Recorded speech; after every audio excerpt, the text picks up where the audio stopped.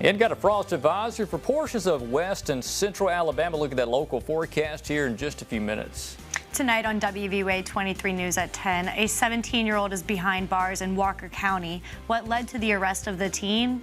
And civic leaders honored today in Tuscaloosa, the honorees and their accomplishments. WVUA 23 News starts right now. This is WVUA 23 News at 10.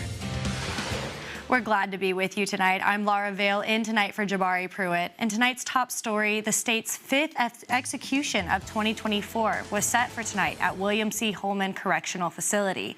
An Atmore death row inmate says he deserves to die and was executed tonight. Derek Dearman says his victims' families deserve justice and his execution will finally provide that. Dearman was convicted of killing 5 people in 2016 near Mobile. All were relatives of his girlfriend. He says he was high on amphetamine when he attacked his victims with an axe and 2 guns as they slept. Dearman has repeatedly asked for his execution to be carried out since he was sentenced to death in 2018. The Walker County Sheriff's Office reports what was believed to be a hit-and-run accident is now a murder. The Sheriff's Office got a call Monday morning from a passerby reporting a person lying in the median of Highway 78 near Scotts, Texaco. 40-year-old Jonathan Foster has been identified as the victim. A preliminary autopsy report revealed Foster's injuries were not consistent with someone who had been struck by a vehicle and that foul play was involved. A joint investigation involving Walker County Sheriff's Office and Aaliyah led to the murder arrest of a 17-year-old. The juvenile is being held in Walker County Jail. The investigation continues. Looking now to the weather, Chief Meteorologist Richard Scott is here. Richard, how long will these cool temperatures last? Hey, Laura, for a little while anyway, especially tonight across central and west Alabama. We'll begin a warming trend tomorrow. Currently 48 in the Tuscaloosa area. Skies are clear. They are very dry, allowing for temperatures to drop off quickly for tonight. The National Weather Service office is going ahead and issued that frost advisory for Lamar, Fayette, Walker, Jefferson, Shelby counties points north. Interestingly, they have also opted to include Marengo and Dallas counties in southwest Alabama in that frost advisory. Everybody has the potential to see some patchy frost, not overly widespread though. 39 at 7 a.m., 68 by lunchtime, then low 70s by mid-afternoon. We'll talk about the local forecast, a nice warm-up for the weekend. Much more here in just a few minutes. Well, winter is coming, and that's according to the NOAA's Winter Outlook projections. Today, the Climate Prediction Center is giving an idea of what to expect to see in the season. Maribel Gonzalez spoke to their experts. This winter could look a little different than the last one. Overall, we are expecting warmer than normal temperatures across the southern tier of the country. Last year, the natural climate pattern known as El Nino, in addition to warming due to fossil fuel pollution, brought warmer winters in the south and cooler ones in the north, with less snow in much of the northeast and Midwest. This year, its counterpart, La Nina, could bring a warmer and drier south and a wetter north. Above normal temperatures are more likely across the southern tier of the country, also northward along the eastern seaboard, with below normal temperatures favored for parts of the northern Rockies and northern plains. But no 2 La Nina winters are the same, and their strength matters. The Climate Prediction Center forecasts this one to be a weaker event. We would expect a more variable weather pattern. So you could go from warm and wet to cold and dry in a matter of 2 or 3 weeks. And while El Nino and La Nina climate patterns help give us a good idea of what to expect, experts like Peter Goebel, climatologist at Colorado State University, says Mother Nature will have the ultimate say. I like to use the analogy with El Nino, La Nina of it's like playing a game of cards or poker with a few extra aces in the deck. You might have an idea of how the deck is stacked, but it doesn't mean you know exactly what hand you're going to get. I'm Maribel Gonzalez reporting. Mayor Walt Maddox has announced he will seek re-election as Tuscaloosa's mayor. Under his leadership, the city has provided thousands of high school students with dual enrollment scholarships, strengthened public safety, and created a vibrant downtown and riverfront. You can learn more about Mayor Maddox and his accomplishments at waltmaddox.com. 3 civics leaders were honored by the Chamber of Commerce of West Alabama today. WVUA 23's Callie Cassidy has more on the honorees and their achievements. Callie? Laura, earlier this year, 3 citizens were selected into the Civic Hall of Fame, and today they were inducted. The chamber selected William Nathan Dansby, Robert Lanier Ingram Jr., and Marlon D. Moore III. Dansby was a decorated World War II veteran and was awarded a doctorate in dental surgery in Nashville before practicing dentistry in Tuscaloosa. He was a member of the Alabama Dental Association, the National Dental Association, and once served as a president on the Alabama Dental Society. Ingram currently serves on the Mayor's Advisory Council, the Board of Visitors for the University of Alabama College of Commerce, the Culverhouse School of Accountancy Advisory Board, is a Paul Harris Fellow of the Tuscaloosa Rotary Club, and is the upcoming board chair for the Community Foundation of West Alabama. Moore currently serves as a board member of the DCH Foundation of the Boys and Girls Club of West Alabama and as a chair on the Community Foundation of West Alabama. This event really is representative of getting more people involved and engaged and giving back to the community. And these 3 men are honored today because of all of their great work, and we congratulate them. The first Civic Hall of Fame was named on the Chamber's 100th anniversary in 2000. Since then, it has become an annual celebration of civic leaders. Chamber Executive Vice President Donnie Jones said being among those inducted means you've gone beyond in West Alabama. Well, this is a lifetime achievement. Each one of these honorees will actually be placed in the monument or on the monument in government class. So. After the ceremony, the chamber hosted a reception where people can meet with the new honorees and celebrate their success. Laura. Cigar Week is in full swing as the Crimson Tide gets ready for the big game this weekend against Tennessee. Workers at Vitola Fine Cigars say they're seeing an increase in sales as fans prepare to smoke them if they got them in honor of the big game. The cigar tradition involves the winning team's players, coaches, and fans lighting up cigars after the game. The tradition began in 1961 when the Tide beat the Tennessee Vols. Usually it's the second half of the year where we're kind of seasonal. Hopefully in time that'll change. But when football season starts, kids going back to school, sales tend to pick up dramatically more in this time of year between now and also the holidays. Bama fans have been able to light up their cigars 16 of the last 17 games against the Volunteers. A murder that happened 4 years ago in Tuscaloosa has not been to trial yet. We'll hear from the mother who lost her son who came to town for a football game.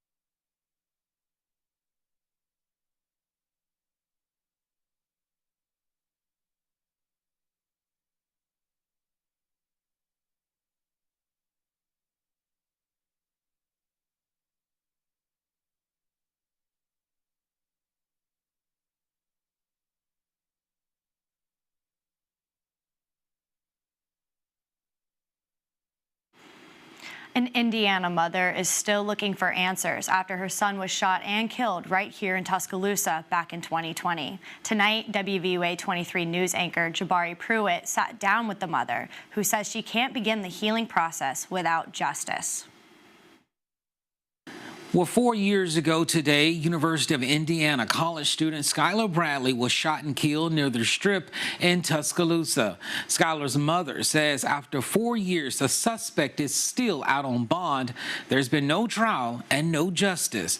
Well, his mother sat down with me to talk about life without her son. October 20th, 2020, Alabama took home a major win against Georgia at Bryant-Denny Stadium. 19-year-old Skylar Bradley was in Tuscaloosa to attend that game, but he died days before, victim to a shooting that's still yet to go to trial. This was the scene 4 years ago in the early morning hours of October 17, 2020, on University Boulevard near the Strip. The Tuscaloosa Violent Crimes Unit was on the scene of a shooting that would take Skylar's life. He was shot in the stomach and then rushed to DCH Regional Medical Center. When people say tomorrow's never promised, it's really true. We never thought in 50 million years, him just going to a football game, that I would be, flying down there to turn off a machine on my son. If I would have known that you wouldn't be here. Shortly after 2 a.m. that morning, Skylar died, something no mother is ready for. After losing him, it made me look at life different, as far as the little things mean so much. If I would have known. These few pictures of her son with family is all Daphne says she has of her son. As of today, she says she and her family are still seeking justice for his death. And shortly after the shooting, 22-year-old Zachary Profozich was arrested and charged with murder. He was later released on a $150,000 bond and is living in his home state of California while awaiting trial. That doesn't sit well with Daphne. I guess I'm beyond the point of sadness. I'm now at the angry stage where it's like, what's the problem? Like, make it make sense to me. It'd be different. I think I could probably swallow it if he was in jail during these 4 years. But you're out free doing things that my son's not able to do anymore. Daphne says for the past 4 years, she's been in constant contact with the Tuscaloosa County District Attorney's Office, but she's gotten nowhere. I feel like it's just been an emotional struggle with me. I thought they were supposed to be for me and my son. There's a lack of empathy, communication. They've never called. I've never received a phone call from them to me personally about anything. One time did I ever get a call from a victim advocate person. So between me and him, I did have a day where I called and they kept putting different people on the phone, And I got super upset until they finally transferred me to his voicemail, and I just let my emotions get the best of me. The him she's referring to is Tuscaloosa County District Attorney Hayes Webb. While I was meeting with Webb, the district attorney says his office always present cases to the grand jury within 2 to 4 weeks of the arrest. When cases are set are not up to us. I asked Webb, why is it taking so long for this case to move forward? When the defendant is actually out of jail, so he has made bond.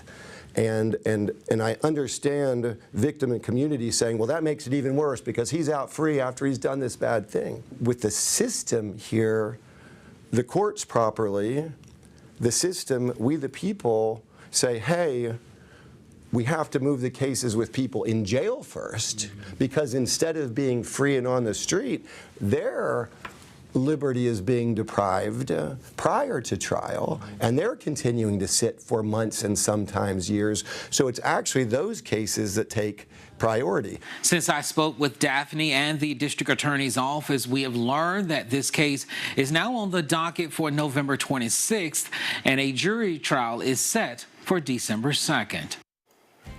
It is cold and dry this evening across West Alabama. Live view from Bryant-Denny here in Tuscaloosa. That forecast is up next.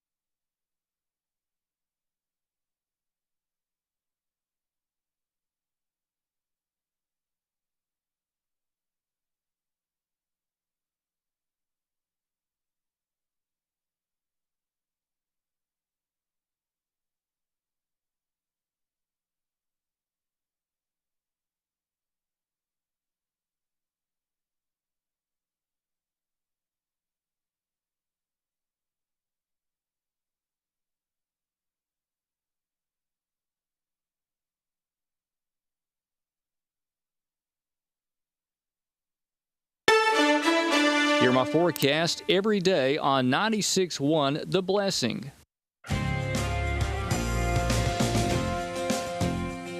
And start you off this evening with our Brian Denny camera here in Tuscaloosa, and we are looking off towards the north from the stadium. Temperature right now at 48 degrees, quite a mild evening. Also in the Tuscaloosa area, this on the east side of town, you're looking at the Algo traffic camera, and this is looking in the direction of Skyland and Hargrove Road there, and you see traffic looking good. And again, it's a quiet evening, good Thursday night for traffic along the area, but it is a bit cooler. Let's check out what happened today with our stats across the board, and we topped out at 69 in Tuscaloosa, average high 77. Below that for this time of year, but look at the low this morning, 36. It was a cold start to our Thursday. Look at the temperatures across the area. We'll show you that in a moment. Top of the radar, nice and quiet. Here's your temperatures, 41 now. Jasper, 41 in Haleyville. Some of the colder locations, 30s will be likely within an hour.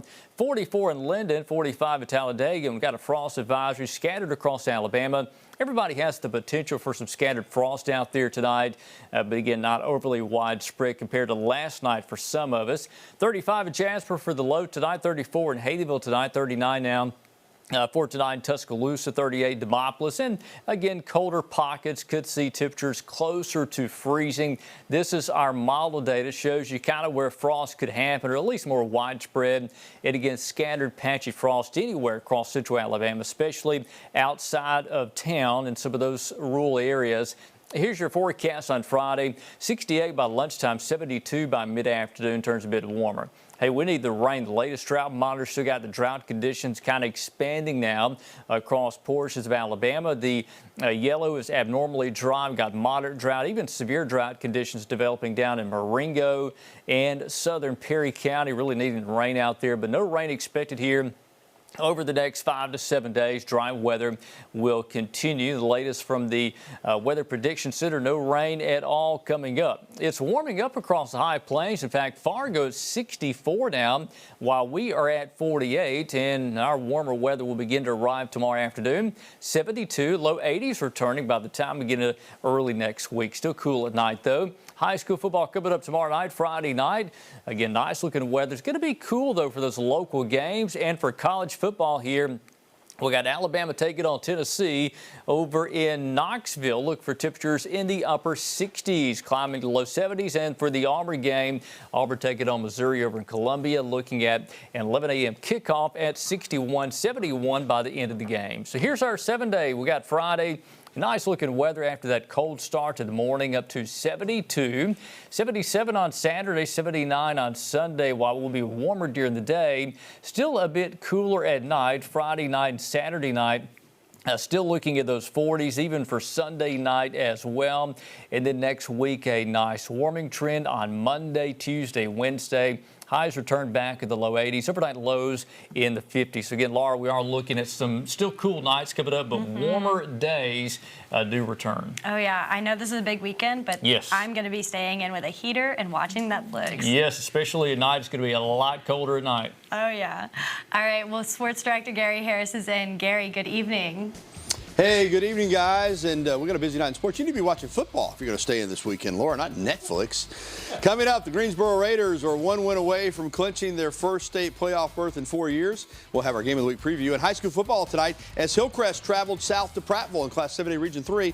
We'll have the highlights next in WVUA 23 Sports.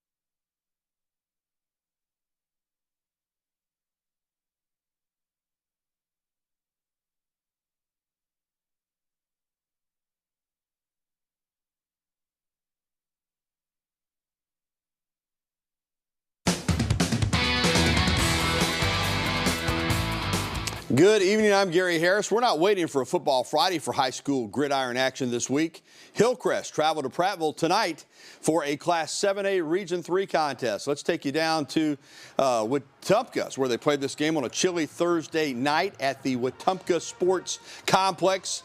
And Hillcrest 4-4 coming in, and it was all Patriots early. They were running all over the lines, defense in the first quarter, and getting it past the DBs too. Bryson Kimbrough finds Caden Smith in the corner. He's in for the Patriots touchdown. They went for 2 and made it. It's 8-0. Patriots ball again in the first, and here they go again. Kimbrough tosses it to Jacoby Harris, and Harris barrels through the Lions and gets all the way into the end zone for another touchdown. Patriots up 15-0. Second quarter, Prattville strikes. Gavin Rigdon connects with Kelvin Blue, and he takes it all the way to the end zone. Big time touchdown right there. But it would be all Hillcrest tonight. Big win for the Patriots on the road at Prattville. Hillcrest takes it 53-28, the final. Well, the Greensboro football program has struggled in recent years, but this season there's been a resurgence, and a win tomorrow night against Thorsby will put the Raiders in the Class 3A state playoffs. WVUA 23 sports reporter Kenneth Kelly has our Football Friday Game of the Week preview. Let's get to it. High school football homecomings are such a great time of the fall. The parades, festivities, alumni support all make it such a wonderful and enjoyable time for high schools all over. But for Greensboro, this homecoming week is special, as they are getting ready to face Thornsby in a Region 3 matchup with state playoffs on the line. The Raiders are a storied program in Alabama high school football. From 1987 to 1999, they won 10 region championships, including an appearance in the state title game in 1997. In recent years, the team unfortunately has not seen the same amount of success. Over the last 10 years, they have only 2 winning seasons. Second-year Greensboro head coach Deion Washington knows how important this game is to the school and is making sure the team is ready to compete on Friday. We're not leaving no stone unturned. We're covering all of our bases, dotting all our I's, crossing all our T's to make sure that we're prepared to do what we need to do to get this team and this program and this community in the playoffs on Friday night. With playoff implications on the line, you couldn't draw the scenario up any better for Greensboro. They're on a 3-game winning streak, it's homecoming week, and best of all, they'll be playing it right here in their home stadium, where hundreds of fans will be screaming and cheering on the Raiders right here at Robert Lucky Field. Now, after finishing last season 1-9, a win on Friday could officially clinch a playoff berth and mark a turning point for the next generation of football greats right here in Greensboro. I just want to leave the underclassmen that it doesn't end with me. It starts with them next year, picking up the program back off where we leave it and, just do what we got to do, change Greensboro around. A win this week would be the catalyst to getting Greensboro back on track to the former glory days of the Raiders. It'd mean the world to, I know, me and the community of Greensboro. One of the main reasons why I wanted to come back and take the job and put the program back to where I know it should be and what it was in 1998 when we were in the state championship. That's kind of my goal, to get it back there. The future of the program is at stake.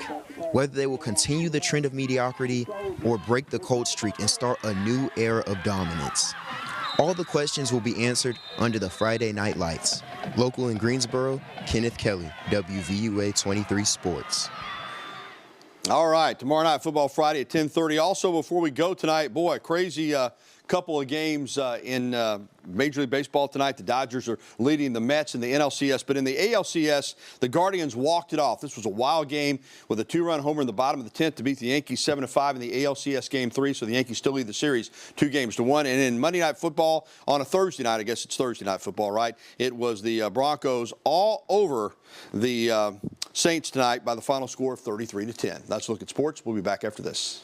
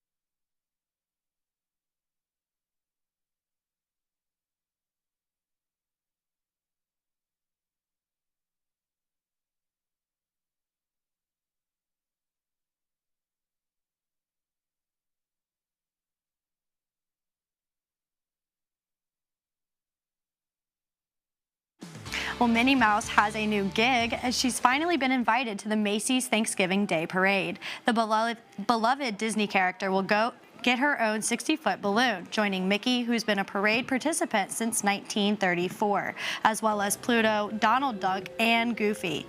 Macy's says it's been a long-held dream to bring Minnie's character to life, and it's the perfect time with both the parade and Minnie approaching centennial status.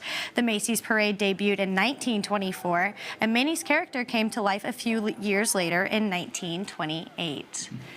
Well, isn't that neat? I'm excited for the parade. Are you guys? Yeah. Sounds like a lot of fun. And it's crazy to think we're just a little over a month out, and that's going to be here before you know it. Yep. All right. Well, any last look at sports? Well, we'll be here tomorrow night getting ready for Football Friday and talking Alabama, Tennessee. Get your cigars ready, because if you got them, smoke them. Oh, yeah. Anything Hey, we've got for cold weather tomorrow morning. We'll be back in the 30s. We warm up some during the day as we're back in the upper 70s by the weekend. All right. Well, thank you for watching, and that's our show. Have a good night. See you.